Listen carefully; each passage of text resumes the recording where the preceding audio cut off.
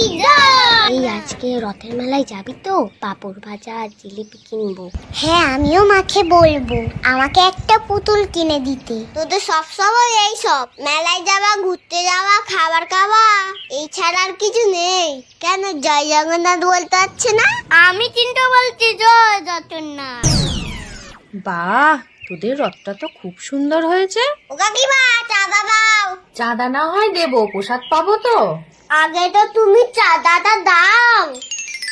না হাত পাতো, পোশাক নাও। আবার কি প্রসাদ?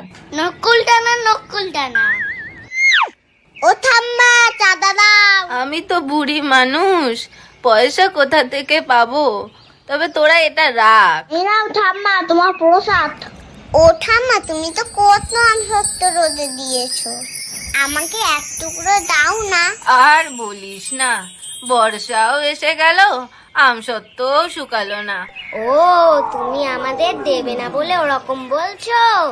এই চল চল, আমরা যাই। ওই বাছারা, রাগ করিস না, দাঁড়া, একটা থালা না দিয়ে যা। জগন্নাথ দেব কি জয়। ওই দেখ কত বড় রথ।